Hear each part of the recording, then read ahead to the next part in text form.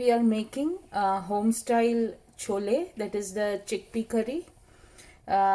In the wok I have a tablespoon of mustard oil which I have started to smoke. The gas is turned on high, and the mustard oil needs to brought to a smoking point. Then I'll turn off the gas and wait for a little while to let it go warm. Then we will begin the cooking. In the meantime, while the mustard oil is smoking, I'll show you what ingredients we are going to use. I have some very large 2 onions, red onions, which I have cut very small. Then I have a small bulb, say 5 to 6 cloves of buds of garlic, washed, peeled and cut up in a very small pieces. Then this is some 3 to 4 green chilies, but they are the non-spicy ones because we don't eat too much spice. You can use your choice. This is 1 inch piece of ginger, tender ginger, which has been cut very fine. So this is garlic, green chilies and ginger. I can smell the mustard oil now heating up. Once it begins to smoke, if you see, a slight smoke is now rising up. Now I will turn off the gas and let it go warm. If you see the smoke, okay, this is the inevitable asafoetida. And we are not going to use any of the whole spices because this is a simple home style curry which I make for my family, so it caters to my family's taste. No restaurant style. Restaurants better cook my way.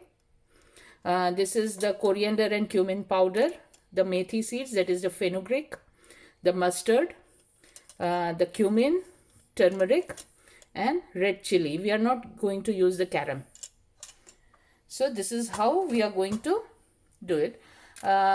Besides the red onion and ginger, garlic and green chilies, I have some large 2 tomatoes cut up in very fine pieces, which we shall be eventually using. Now to this smoked mustard oil, I am going to add a little bit of ghee. Little bit is, I mean, a tablespoon of ghee. There. And now again going to turn up the gas to the high. I'm going to add a little bit of fenugreek seeds because kasuri methi, that is the dried fenugreek leaves, not everyone would be having in the pantry, but you can keep these methi seeds, that is the fenugreek seeds, in your spice box, which also gives equivalent flavor. I'm sure chefs would debate against that, but that's how I cook my curries and I'm sharing it with you because it's home style. Some cumin. Everything is a teaspoon of in measurement. Okay. Here are the crackles. A pinch of asafoetida, optional again. And now I'm going to add the ginger and the garlic. Garlic and the ginger and the green chilies. All of it goes in together.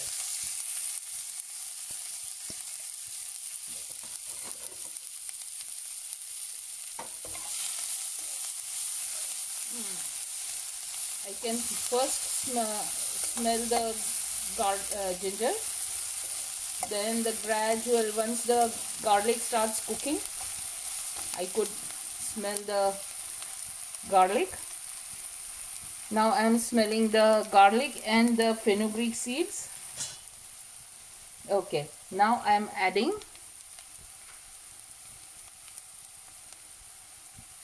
turmeric, and just yellow and red is the orange color. A little bit of chili powder.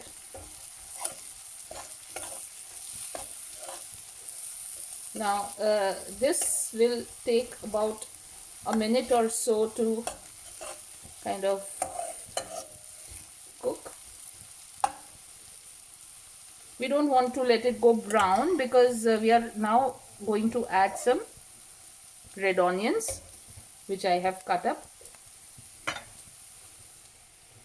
Okay, I'm not going to add all of it because some I'm going to retain to be served by the side when I serve the parathas and the chhole to my family. Okay, now we give it a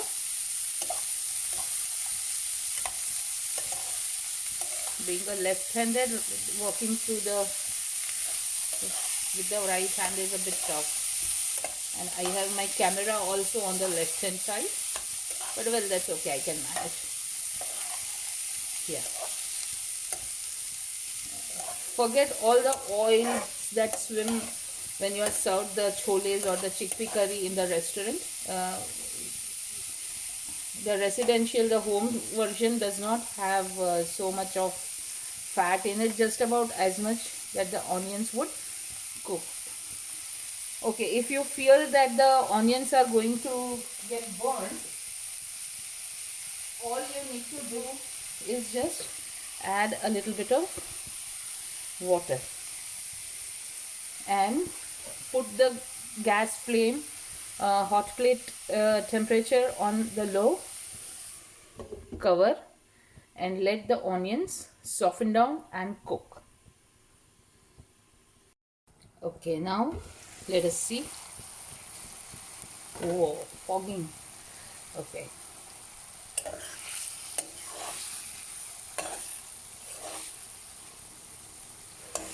To this now, I just forgot to mention one ingredient which is normally a must, is the garam masala, which also should be according to your preference. You like to add, you can. No, you can avoid. But I like to have that little zing of the garam masala. This is a nice heaped tablespoon of the garam masala.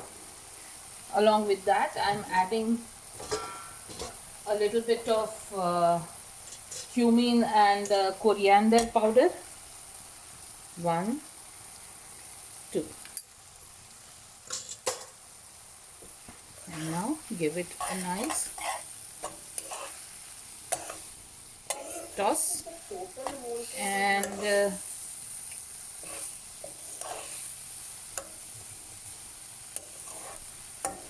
that's it.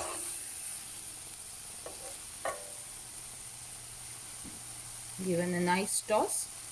I think it does require a little bit of a small sprinkle of water so the masala doesn't burn. Okay, I do that normally, not done, but I do it. I crush a pinch of carom seeds and add that, which gives a very nice, it blends in well because of the flavor of the mustard oil, although the flavor is not too strong of the mustard oil, but this gives a nice fragrance. Now we again cover. Now I have a cup of chickpeas which I had soaked. 1 cup of unsoaked chickpeas soaked in a full bowl of water overnight, washed with tap water, clean water, and then pressure cooked for 20 minutes in my Philips pressure cooker. If you have a manual one, then maybe 3 to 4 whistles and it would be good. And if you see, it's nice and mushy. This is the water which is used by vegans to fluff up and cream the cakes, aquafaba. I'm probably not going to retain it this time. Okay, if you see, nice fragrance. Another 5 minutes I shall just let it kind of be the onions and the masalas, I mean let the marriage happen, and then I'll add the tomatoes to this. Okay, now this is one thing that I normally do.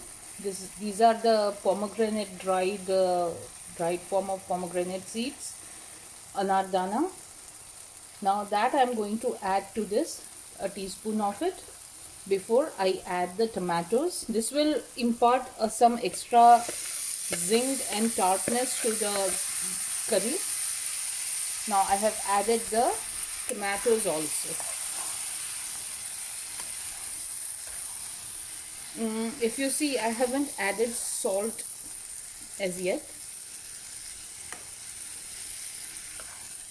That's because the chickpeas, when I pressure cooked, I had already added salt. I do normally add a little bit of dried gooseberries and a little bit of garam masala to the chickpeas while I put it to boil. But today, since I'm making a very simple version which I wanted to document, I have not done likewise, because not everyone follows the same in the kitchen, because they don't cook Indian. This is a very simple gravy that we are going to make. Okay, now this is where we again cover and let it cook. While before I added the tomatoes to the wok, I have also taken out a little bit of tomatoes to the onions that I kept by the side, out of which I'm going to make a very nice Indian style kachumbar, that is salad. I'm going to cut up some green peppers, that is sweet pepper, bell pepper, capsicum to this, and then serve it to my family along with the parathas and the chole. Okay, now let's have a look.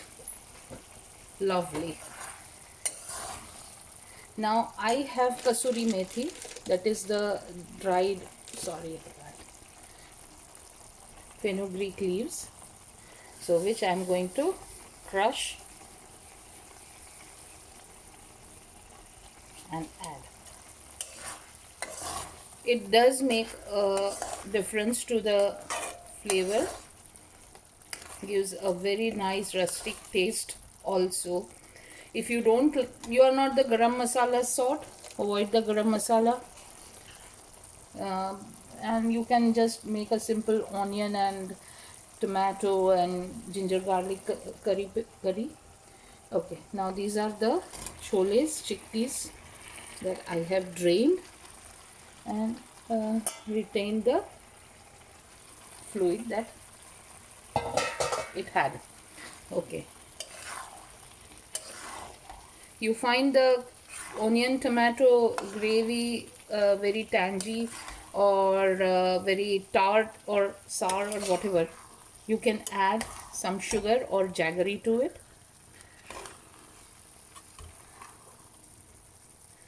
You see,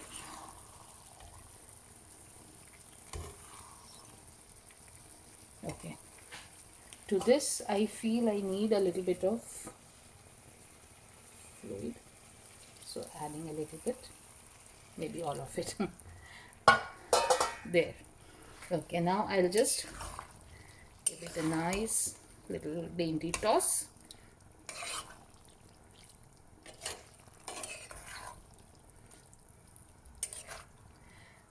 If you want to add salt while you're making the gravy, do add the salt, but be mindful that the chickpeas, while you have put it to boil, also carry salt, so it shouldn't be overly salty. once you are done with the gravy. I mean, chole.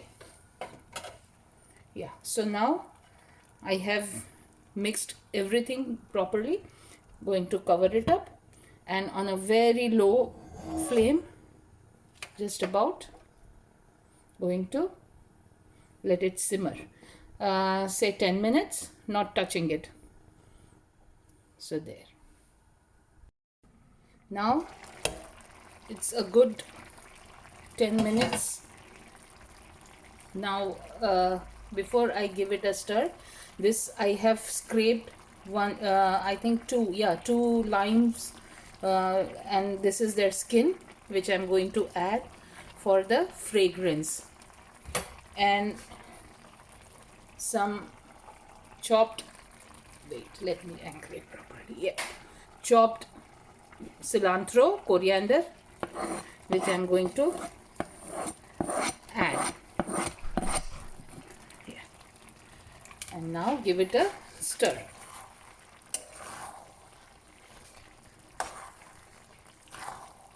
When I serve this, I'm going to drizzle this chole with a little bit of sweet tamarind chutney and chopped mix of capsicum, onion and tomatoes, and that's how it is going to be eaten with the parathas. You can also eat with the rice. You don't have the fresh tomatoes, half a can of any tomatoes, peel whole, or flavored with, infused with garlic, and some, these days you get all sorts of tomatoes mixes. You can add that, and there we are ready with the chole. Try making these, the home style version. They are a lot simpler. If you observe, there is no blender involved, so you just do chop chop chop, and a little bit of overnight soaking of the chickpeas, and there you go, ready to eat. The leftover choles can be stored in the fridge and reheated. If you eat hash browns, you have hash browns in your freezer, you can make patties out of those, pour in some hot piping choles over it, and just enjoy it. Happy cooking. Stay home, stay safe. Bye.